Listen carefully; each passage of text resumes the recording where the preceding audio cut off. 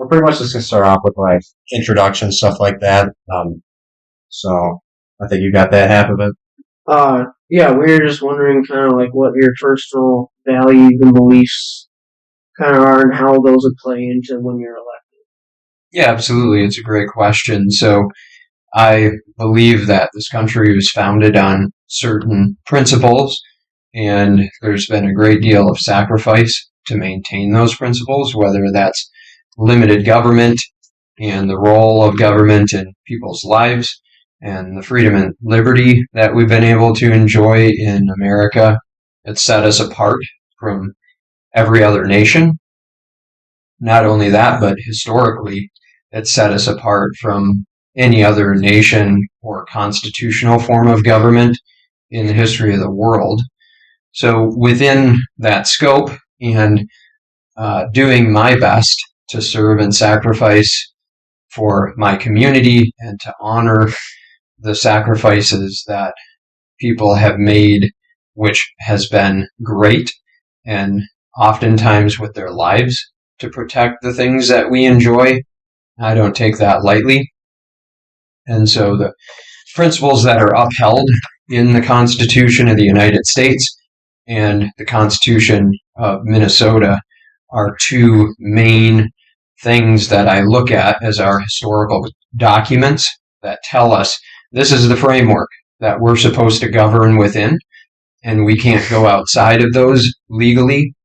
That is my general position of how I approach government and how I would intend on governing in the future. So do you think that's what we originally planned and wrote down is still in place and how we do things today, or do you think things have changed? I believe that the United States Constitution and the Declaration of Independence are documents that contain truth, that contain principles. And truth and principles don't change over time. That's the nature of truth and principles. So just like gravity exists and is not subjective, gravity is real. It doesn't matter if you deny gravity. It doesn't matter if you try to change the definition of gravity. Gravity still remains a law of physics. Yeah. And in that same way, economic law exists. You can try to violate economic law, and for a certain amount of time, it will appear to be working.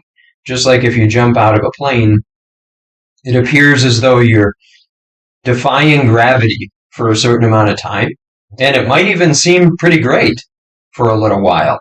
If you're not wearing a parachute, it's not going to turn out well, and that parachute is back to respecting the principles of gravity and friction and air molecules, and in that same way, economic law cannot be violated to a great extent before it comes back around. We see that within inflation. We can see that within the scope of government. So oftentimes, many people are promised a lot through government, but in the end, government should be here to facilitate our safety and the ideals that we uphold as Americans. Yeah.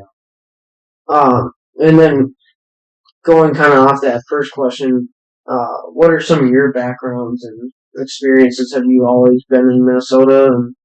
I have. Yep, I was born and raised in Minnesota, and I've lived in the community that I desire to represent my entire life. I went to elementary school at Pine Hill, which is just a little ways away from where I live now. I went to junior high at Oltman Middle School when it was actually in St. Paul Park and not up in where it is now in Cottage Grove. And then I graduated from Park High School in 2000 and then went on to pursue my entrepreneurial spirit, and I always desired to own and operate a business, and so within that I invested in real estate, and then I continued to try to leverage what I learned through my parents' business and my history to then start this business, and here we are. We're still in the same community, and it's our desire to reinvest in it. Great. And have you always been a Republican? I've always been conservative, absolutely. So as I said, I believe that the Republican Party respects the principles that so many men and women have died for historically. And within that, I have always supported the Republican modality to uphold those principles and beliefs. Moving on to like a more, I guess, a topic for your election. What do you think Minnesota like truly lacks, or like what do you think we can solve or resolve? Well, I don't think that Minnesotans thought that they were voting for a 40% increase in the state budget last election cycle. And Democrats had promised over and over not to raise the gas tax. If you go back and look at a debate that I had with now Senator Judy Seeberger, who I debated in Hastings, she emphatically stated, no, we will not raise the gas tax. So now we see people's lives are being squeezed and they're having a hard time even putting food on the table. And this is because the Democrats broke every promise that they made on the campaign trail. They promised to be moderate in their laws, and certainly they weren't. They passed 35 extremely sweeping new laws and were extreme, and to the greatest extreme on every single one of those. So my hope would be to bring common sense and reason back to the Capitol. They talked about trying to be bipartisan. Well, they've denied nearly every significant amendment to any bill a Republican has offered on any piece of legislation this year. So I want to go to the Capitol and be a voice of reason for our community, and to show the community that I want to reinvest in them rather than making these sweeping laws that take their hard-earned money away. For sure. Yeah.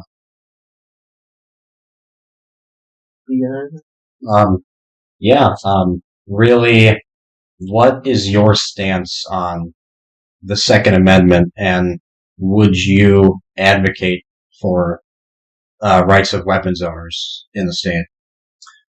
Yeah, I think that's a really simple question to answer. If you look at the Constitution, which we spoke about earlier, these are the principles that our country was founded on. These are the principles that many, many hundreds of thousands of men and women have died for in our country over its entire history. They've died for those rights. The Second Amendment is a right that is something held very dearly to many people for many different reasons. And so I am not about to betray their sacrifice and their service, and I would absolutely work for the rights of American citizens to enjoy the freedoms that they have here. It might be a little bit redundant because it's kind of similar to the last question I asked, but is there any two or, a couple large issues that you specifically want to focus on first? Yeah, one big issue that's actually in our community and specifically affects it is the PFAS and the contaminated water issue. This is something that's localized to the East Metro within the 3M settlement that occurred between the state and 3M. There are a lot of funds that were determined to be utilized in that process. Unfortunately, Hastings was cut out of that, and now new regulations that were passed by the EPA and the Minnesota Pollution Control Agency state that Hastings water doesn't fall within safe drinking standards of these new regulations, and therefore Hastings is required to implement a water filtration system, much like Cottage Grove already has in other areas in the East Metro here. So that would be one big priority, is the most fundamental priority that we should have, clean drinking water, so we can be healthy and enjoy the resources that we've been so fortunate to have here. That would be one. Another one is to get the budget back under control. There was an $18 billion budget surplus last year. That means Minnesotans were overtaxed by $18 billion. So that was their money, and it wasn't being utilized for anything.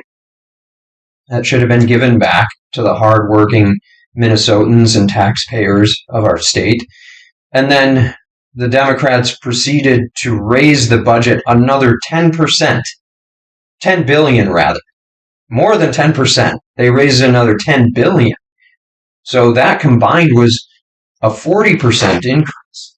And that is clearly unsustainable. Sure. When people are struggling to make ends meet, the last thing they should be thinking about is, how much more do I need to pay in taxes this year? That's just not an appropriate thing to do, especially when people are struggling. Yeah. So those would be a couple of priorities that I have, is to make sure that I'm a voice of reason at the Capitol. I want to bring my business experience. I've got 20 employees here, and so I'm used to working with a lot of different people on a lot of different issues. We have 3 different departments, and I work with a few different managers, and within that, I would like to work with other legislators for the sake of our community. So as a business owner and entrepreneur, what measures do you think you can take to support other small business owners in 41B? Absolutely. It's a great question. One of them is the tax issue. We are about to be the highest business taxed state in the entire country. And when you see businesses leaving, when you see, for instance, what the Minnesota Chamber of Commerce said, that we're losing $6.6 billion to new investment because of our poor business climate that the Democrats have created this last session, that's a huge number. And ultimately, it reduces the tax base. It reduces the amount of taxes that are being paid in to the government on a state level and a local level. And so I believe that making business taxes more favorable is an ideal, because then businesses can open, they can reinvest, they can invest in their employees, they can invest in equipment, they can make our economy here in Minnesota stronger. So reducing taxes and regulatory burden on businesses would absolutely be a priority and a way to do that. Do you think it's possible to support renewable energy while also supporting traditional energy industries? Absolutely. I believe that to make a decisive and expeditious switch into any particular form of energy is unwise. First of all, it puts people in jeopardy because the cost skyrockets when you try to implement something too quickly before it's ready or fully developed, no matter how good the intention. Certainly, we want to protect our natural resources. We want to make sure that we aren't harming the environment or people in the process. But at the same time, this has to occur within wisdom, and you have to utilize understanding of how this is going to economically impact the people in Minnesota and in our communities. And if it's going to have an adverse negative impact on them, we need to make sure that we do that in a judicious manner also, and utilize the resources that we already have. And going off of that as well, are you a believer in nuclear energy? And if so, what would you say to people who have fears regarding the energy source? I am a believer in nuclear energy, and the reason why is if you look at nuclear energy statistically in terms of how safe it is, it can be likened to flying in an airplane. Yeah. If you take a commercial flight, it's actually safer than driving. But if you could see and not just listen to our conversation, we can look out the window and we see hundreds, if not thousands, and tens of thousands of cars driving by on Highway 61. and people don't think twice about getting in their car and using that modality of transportation. It's much like flying. Many people don't think twice about getting on a commercial airline, but some people are afraid of it, and that fear can be unfounded. And so if you look statistically at nuclear energy, you'll find that it's extremely safe, extremely efficient, and very reasonable modality for generating electricity. We know that our electrical grids are already under a great deal of stress, and we need to make sure we invest in the future. Yeah. How do you plan to address the concerns about government overreach and protecting individual liberties within the districts? Well, I'll be a voice for the people. It would be my intention to make sure I stand up for the principles that we talked about earlier in the conversation. And in so doing, I want to, again, do this to serve and to sacrifice for our community. It's not my intention to run for office to have a position or to boost my ego or something that's vain in that sense. I truly want to serve our community well, and I've enjoyed living by the Mississippi River. I've enjoyed living up behind Parks High School, where I still own a house. I've enjoyed everything that our community has to offer. I've enjoyed many of the things in Hastings and Denmark Township and Ninninger Township area, as well as Cottage Grove. And those are things that are worth fighting for, and that's what I intend on doing for our constituents. Do you believe that the school systems within the district are in good quality, or do you believe that the curriculum and administration is in a crisis? I believe that we should always put the education of our children and their academic success first. And I believe that when people that aren't teachers and people that aren't located in our community try to decide philosophically what is best for our children to learn, rather than focusing on academics and the fundamentals that will prepare these students to be successful in their careers and the rest of their life, so they can support their families, their husbands, their wives, and the rest of their family at large. When we put that in jeopardy and try to push a philosophy instead, I think that everybody loses in that process, because you're no longer investing in the children, you're no longer investing in the future, and you're creating a poor foundation to go forward. So I don't believe that's fair to the kids, and I certainly want to help them in any way, shape, or form that I can. It's part of the reason why my wife and I decided to start a school this year. I'm the board chair at Valor Classical Academy, and we've shown that we want to invest in children. We want to invest in their future success. And I believe that is a voice that should be brought to our educational system here in Minnesota too. So going off of that as well, as a father of many children, do you believe that your children are going through school in a good school system, or do you think they're subject to the philosophical, basically, crisis that you just spoke about? Well, I believe first and foremost, parents should be teaching their children what is correct and right, and their teachers should be applauded for desiring to teach the children and to really in many ways make sacrifices too for these kids. So I have a great deal of respect for teachers, and I have a great deal of respect especially for teachers that are put more and more in a position that they don't necessarily agree with, but they don't want to give up on their students. And so I want to respect their role and invest in the teacher's role to successfully educate the children to the highest degree. And at the same time, find that balance where we're putting curriculum in front of children and students that will set them up for success.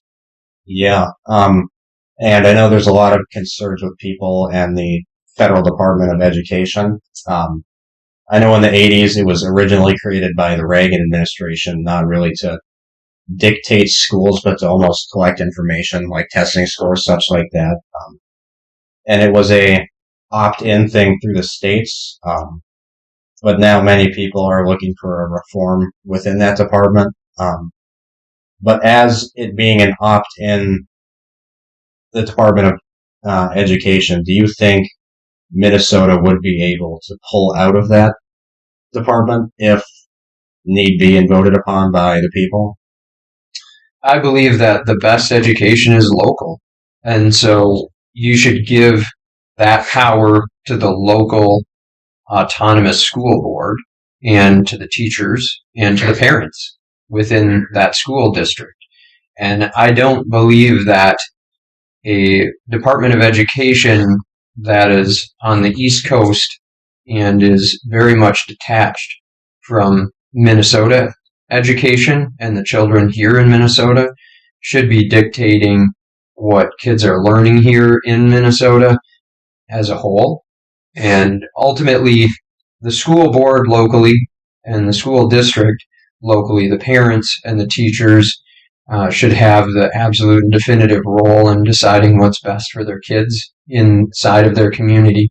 This is something that we just saw in Hastings, where the people of Hastings spoke and they elected an entirely new school board that would rather serve and represent the values of Hastings better than the board that was serving prior.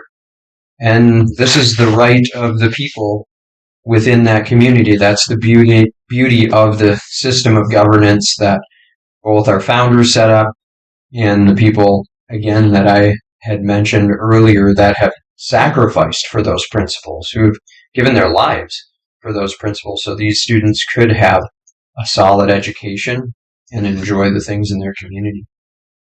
Do you believe that inaction within the school board could be a negative impact on students? Inaction? Kind of going off topic. I know there's, I don't know if you're aware of it, but there's a big, very large controversy nationwide right now about basically like pornographic books in school libraries. Mm-hmm. I don't know if you're aware of it, but many people are very upset about it, and school boards are almost afraid to talk about it. Oh, yeah, no, I'm familiar with the issue. So if you look inside of the cover of these books, it says for 18 years old or older.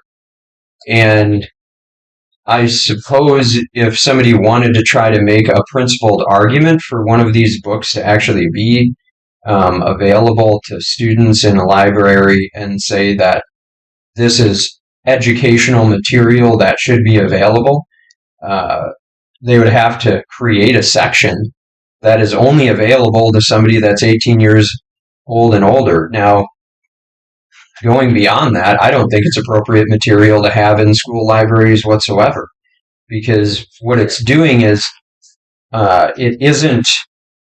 its objective isn't what we talked about earlier.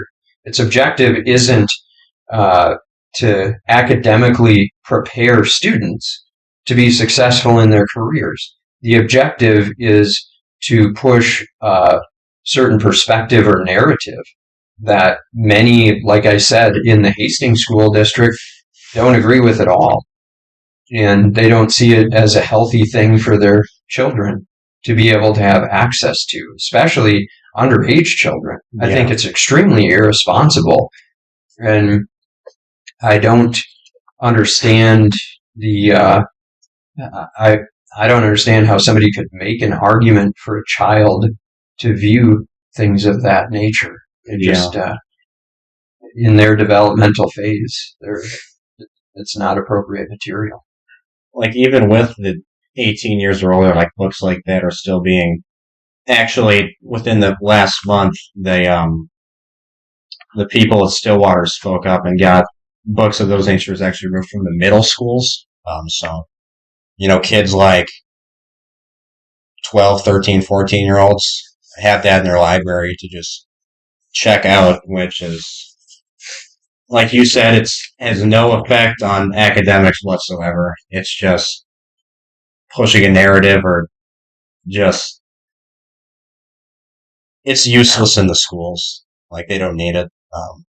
I don't know how books are introduced into schools, if it goes through the school board or a national thing, and then they're handed out to schools. But I really do agree with you when you say, like, they don't belong in schools. Mm. So, getting off the school topic,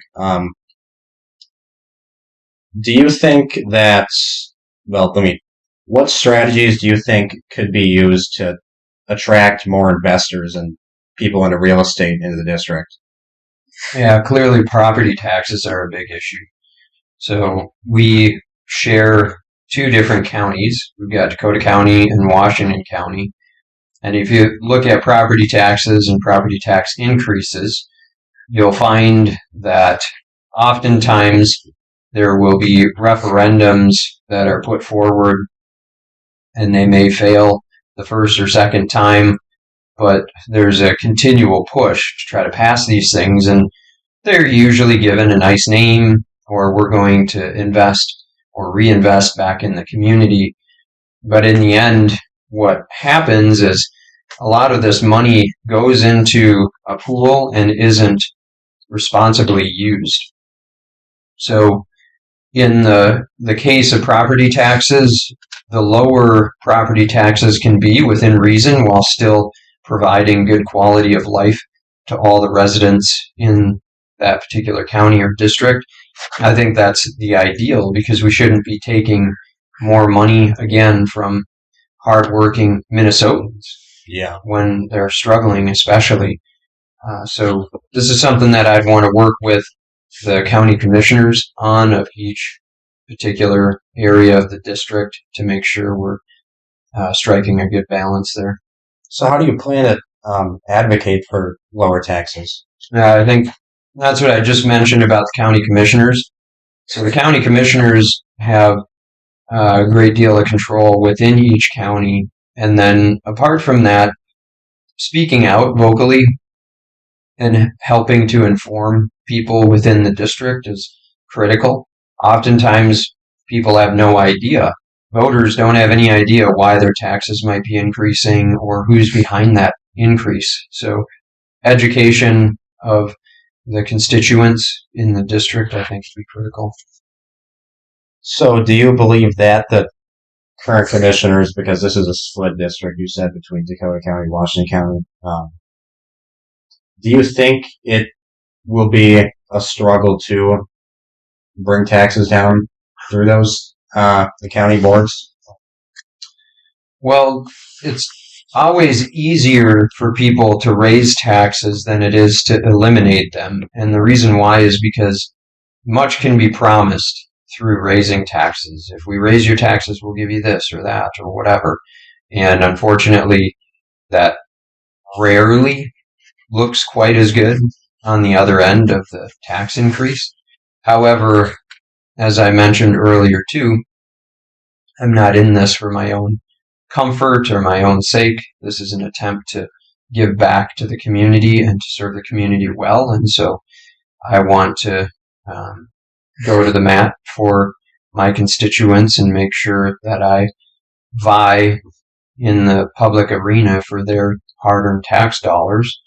And this would be my intent on the county level too. Yeah. I'm assuming you're a supporter of law enforcement. What strategies would you implement to enhance public safety and support police officers? Yeah, one big issue that we have is the school officer issue. School resource officers? That's correct. The SROs were undercut. And for instance, I was endorsed by the Minnesota Police Association last time around, the MPPOA. And we have to support police officers and our law enforcement.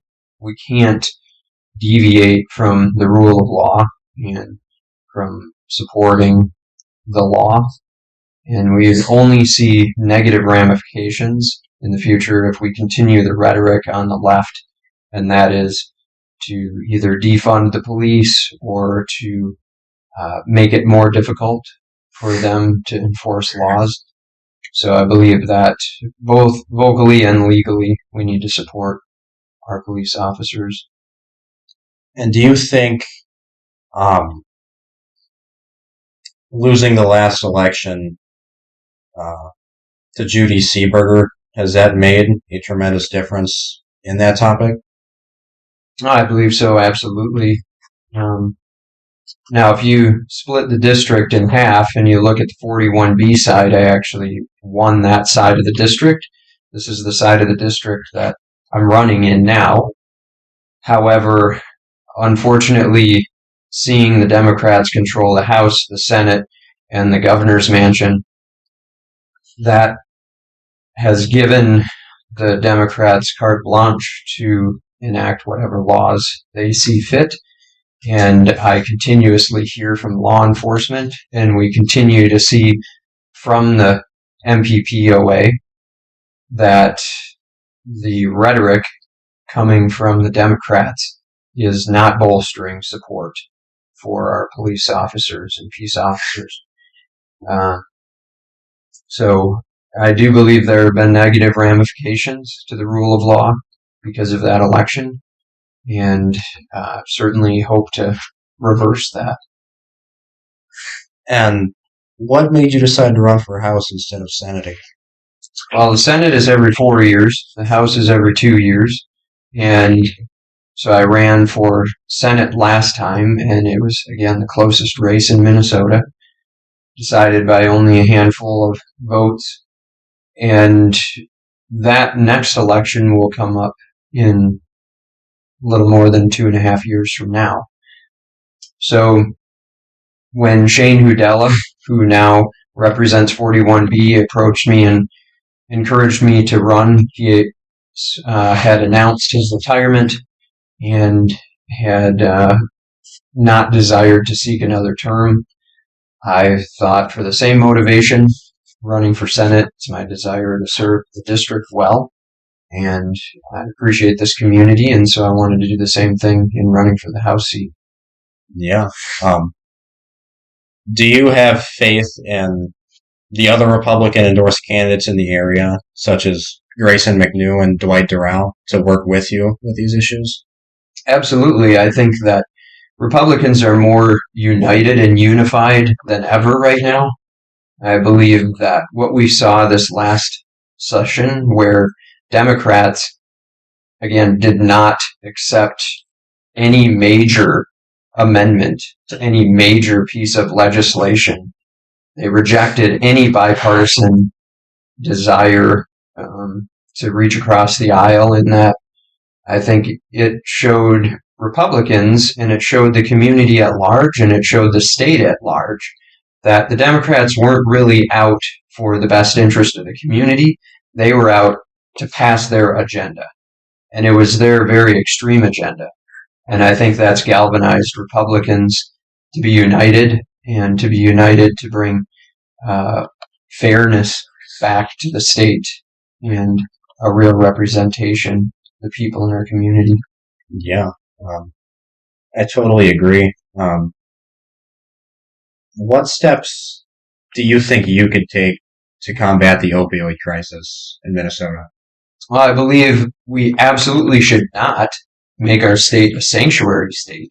This is something that Democrats are talking about right now. We see the absolute failure of these policies in other states where illegal immigrants are flooding in and they are hindering the resources of the state. These are not citizens of the United States. Yeah. These are people that are here illegally. Now, if somebody comes in on a green card, they come through in a legal mode. We want people to be here legally. Yeah. We want people to be here to invest the same way that we do in our communities, and they desire that same thing. they want a better life. And that is what America is all about, is providing opportunity. But to do that in a way that undermines everybody else in the state who's working so hard to make ends meet, I think is just not fair. And then when you add the drug issue to that mix, it just makes it that much worse. Yeah. That's like I said, it is a crisis. And actually, going off of what you said, how do you plan to address concerns about illegal immigration in the state? Yeah, I believe that we should not pass the sanctuary state legislation that the Democrats are trying to push. I believe that that would be a drain on our resources and a drain on hardworking Americans and Minnesotans and the people of our area and constituency. So that's one part of it. The other part is what the sanctuary state issue would do is it would create a barrier between local police and, for instance, ICE authorities, and they wouldn't be able to work well together. Local authorities wouldn't be in communication with federal agents to deal with this issue locally. I don't think that's appropriate at all. I think that these different agencies should be working together, and they should be given the power and ability to do so.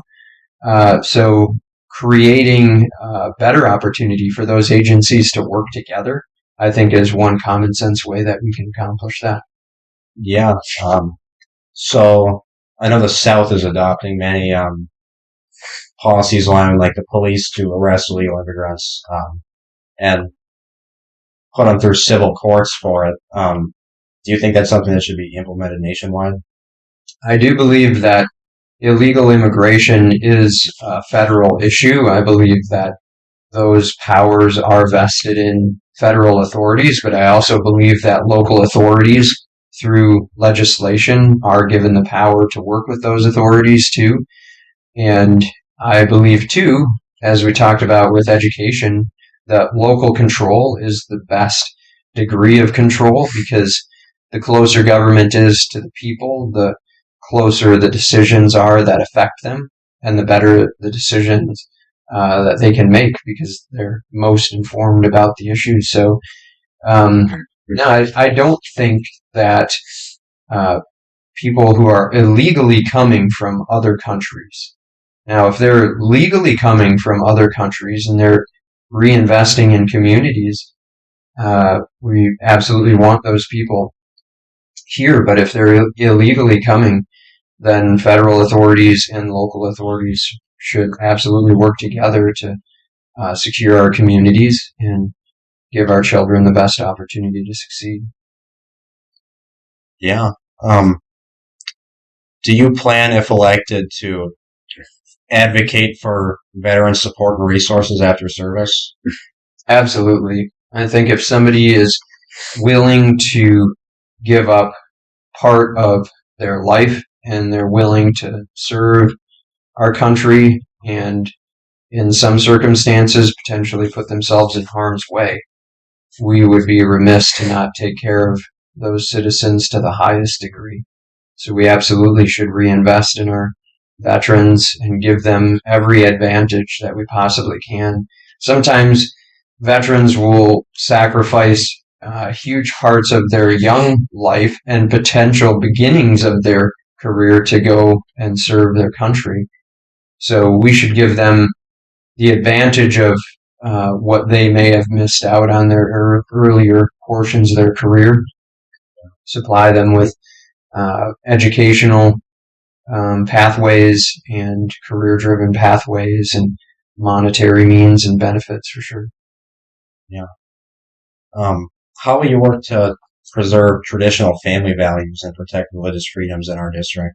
Yeah, so right now at the Capitol, Democrats are trying to pass an extreme piece of legislation that goes after the absolute bedrock of our country, the First Amendment, and that is to be able to freely practice your own religion, and that wouldn't be a test, and that the state would not hinder that, and the state would not get involved in that. Now, again, Democrats are trying to pass a law that would state that religious organizations have to do X, Y, and Z. Now, these religious organizations aren't hurting anybody. They're not infringing on anybody's rights. But the government is trying to pry their way into those organizations and say, you have to do this or else. We're going to fine you, or else we would throw you in jail if you don't pay the fine, or else we're going to pressure you. And that's completely inappropriate and un-American. Yeah. It's completely un-American. And I think it disrespects the history of our veterans and the sacrifice that they've made. And it shows a very large disconnect of the legislators that are in St. Paul from the everyday American who believes in the principles that we were founded on. Right before we wrap up, too, is we just want to know for us and whoever may be listening to, how are you funding your campaign, or how would you like to fund it? Is there anything that we or the public can help with to, get your name out there, kind of? Yeah, I appreciate that. You can go to Dippel, DIPPELMN, or 4MN rather, .com, and you can find me on Facebook and other social media outlets, Tom Dippel for House. So I'd certainly appreciate donations and support through that way. But I want to circle back around and go back to the service and sacrifice side of things. In my Senate race, I invested over $100,000 of my own money into that campaign, and that is part of that sacrifice piece. And it's the same with the House district. I haven't relented from that position, and so I want to show the people of our community that I desire to invest and invest well in them and to serve them well, and I'm willing to not just invest time and hard work, but also monetarily. So as much as people would be willing to give and support and have a like-minded vision that I laid out, I certainly want to do that with them and would appreciate any support. And wrapping it up, final thing, what would you say the voting population about yourself and basically why you think that you deserve their vote?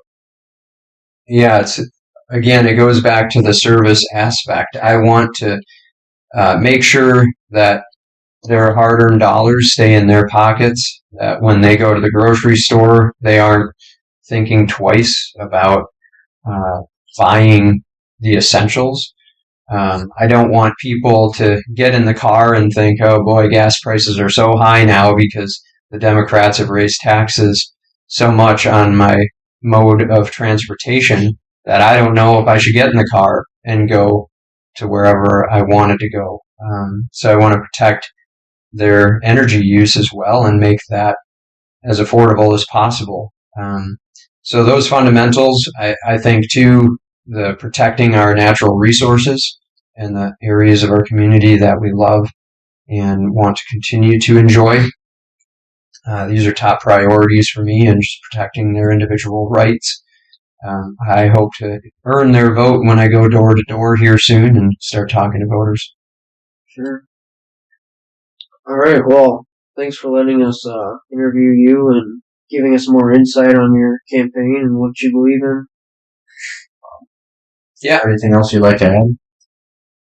No, just that I look forward to meeting the constituents of the district here and serving them up in St. Paul well. Sure. All right. Well, thank you for your time. Thank you.